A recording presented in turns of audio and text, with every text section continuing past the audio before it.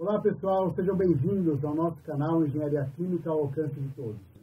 Eu sou seu anfitrião, coordenador desse projeto, o professor Rafael Supino, da Faculdade de Engenharia Química da Unicamp. Aqui, a nossa missão é relacionar conceitos da engenharia química com situações presentes no nosso cotidiano. Buscamos desmistificar a engenharia química, compartilhando nosso conhecimento com vocês. Se vocês estão aqui pela primeira vez, não deixe de se inscrever no nosso canal, curtir os nossos vídeos e ativar as notificações. Assim vocês ficam sabendo de tudo que acontece por aqui. Outro dia, navegando pelo Instagram, encontrei uma série de vídeos mostrando reações químicas de um jeito muito diferente. Vocês já devem ter visto algum desses vídeos por aí.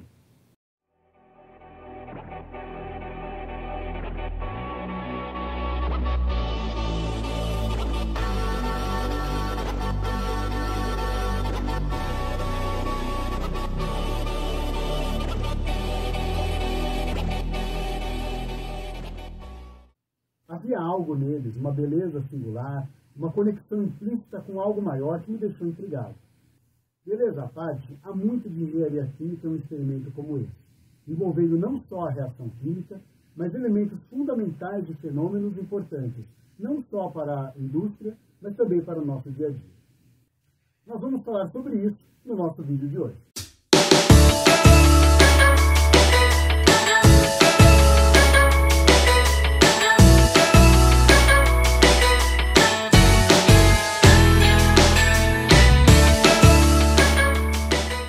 Sabemos que as substâncias na natureza interagem de maneiras fascinantes e às vezes imperceptíveis aos nossos olhos. Esse fascínio, essa curiosidade de representar a natureza, a engenharia química traduz por fenômenos de transporte. Um mecanismo desses fenômenos é a difusão, que ocorre de maneira natural e constante ao nosso redor. Mas exatamente o que é a difusão? A difusão é o movimento espontâneo das partículas de uma região de maior concentração para uma região de menor concentração. Esse processo é impulsionado pela energia cinética das moléculas e está presente em todos os estados da matéria. Ela ocorre de forma mais rápida nos gases, de uma forma moderada nos líquidos e de uma forma bastante lenta nos sólidos. Por exemplo, imagine o aroma de um café recém-passado que preenche o ar de uma sala. Esse aroma viaja pelo ar graças à difusão. Ou então pense num líquido colorido que, ao ser pingado em um copo com água, lentamente atinge todo o volume. Esses são dois exemplos cotidianos que ilustram o fenômeno da difusão. A difusão é influenciada por fatores como temperatura, massa das partículas e gradiente de concentração. A temperatura, por exemplo, aumenta a energia cinética das moléculas, acelerando a difusão. Já moléculas mais leves tendem a se mover mais rapidamente, promovendo um espalhamento ainda mais rápido. Aqui no nosso canal, vocês sabem, nós gostamos muito de demonstrar os conceitos de uma forma prática. E hoje nós vamos explorar esse conceito da difusão com um experimento visualmente impressionante. Em um recipiente com água, adicionaremos em um canto cloreto de cobalto e no canto oposto, hidróxido de sódio. Conforme as partículas dessas substâncias começam a se mover e a se misturar, a difusão se torna visível. Mas o que podemos aprender com isso? A posição dessa barreira nos dá pistas sobre a diferença na taxa de difusão dos íons envolvidos. Por exemplo, os íons de cobalto 2+, que são mais pesados, se movem mais lentamente pela solução, enquanto os íons OH-, mais leves, avançam mais rápido. Essa diferença é a que determina onde a reação acontece e o precipitado se forma. Além disso, fatores como temperatura e concentração inicial dos sólidos influenciam diretamente a velocidade com que tudo ocorre. Em temperaturas mais altas, o movimento das partículas se acelera, o que poderia deslocar a barreira de difusão mais rapidamente. A barreira formada no experimento é uma ilustração prática dos conceitos teóricos de difusão. Nesse experimento que vocês acabaram de ver, as duas espécies, o cloreto de cobalto e o hidróxido de sódio, são transportadas por forças aparentemente desconhecidas, até se encontrarem em determinado ponto em que seus íons reagem entre si. Essa força motriz que induz o efeito de difusão pode ser compreendida de modo simples, como uma diferença de concentração. E isso pode ser visto, mesmo quando refazemos o experimento com as espécies separadamente. Vamos dar uma olhada em como uma partícula de NaOH é dissolvida em água e e como a espécie OH- difunde pelo recipiente, conforme a massa da partícula vai diminuindo. Para melhor visualização, gotejamos fenolftaleína, um indicador ácido-base que se torna rosa em presença de hidroxila. Ao adicionar a partícula de NaOH, podemos observar que o local imediatamente próximo da partícula fica rosa, indicando a presença do OH-. Os pontos mais próximos da partícula são aqueles mais concentrados em OH-, e podemos ver que a difusão ocorre de forma praticamente radial, até que toda a extensão do recipiente, no caso uma placa de Petri, esteja tomado por espécies de hidroxila. Olhando agora para a partícula do NaOH, vemos que a sua massa e, consequentemente, seu tamanho diminui conforme a dissolução ocorre. Como bons experimentalistas, recorremos a um expert em modelagem para equacionar o que está acontecendo nesse experimento.